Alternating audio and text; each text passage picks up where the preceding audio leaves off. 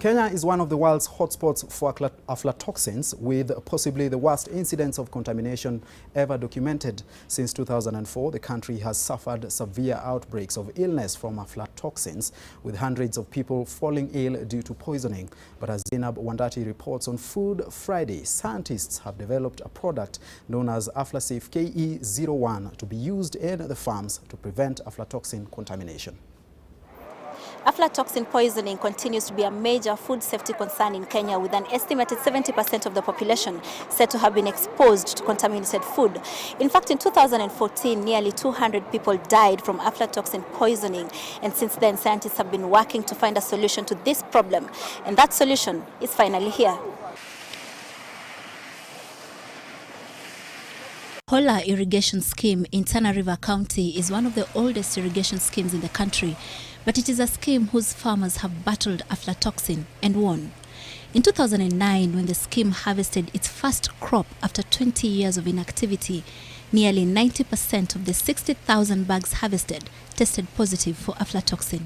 Ingawaje wakulima waliendelea kulima, lakini walikuwa wamevunjika moyo kwa sababu hiyo production tulikuwa tumepata wakati huo wingi wake ulikuwa haufai kwa matumizi ya chakula.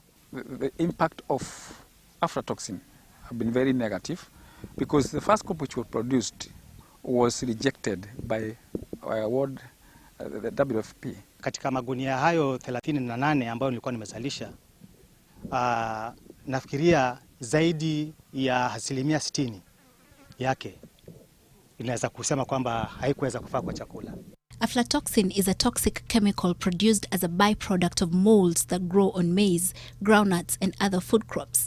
These molds occur naturally in the soil all over the world, but pose particularly high risks in tropical developing countries where grains, especially maize and sorghum, are staple foods. As we move maize production from the traditional highland areas to hotter climates under irrigation, the biggest challenge is how to manage aflatoxin contamination.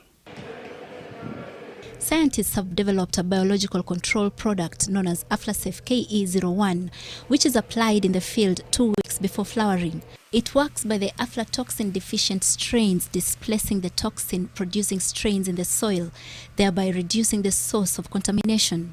Mwaka uliofuatia tukapata mazao, tulikuwa tumekuwa funded wakati huo na Agricultural Finance Corporation, na tukazalisha ekari zaidi ya 2,500, ambapo katika ekari hizo hakuna hata sehemu yoyote ya mashamba ambayo ilipatikana na aflatoxin.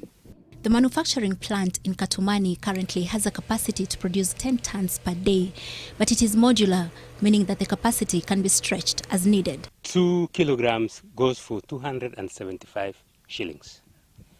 And that's 2 kilograms is enough for a quarter of an acre. To use aflatoxin, a farmer requires to apply 4 kilos per acre. We are working with Kenya Seed and Kenya Farmers Association, who have a very big distribution network in the country, so that when farmers are purchasing seed, they can be able to purchase also aflatoxin at the same time. The production cost of aflatoxin is 85 shillings per kilo, mostly because the cost of sorghum as a substrate is high. The scientists are experimenting with maize waste as a substrate alternative, which, if successful, will lower the cost of the bioproduct on the shelf. Zainab Wandati, NTV, for Food Friday.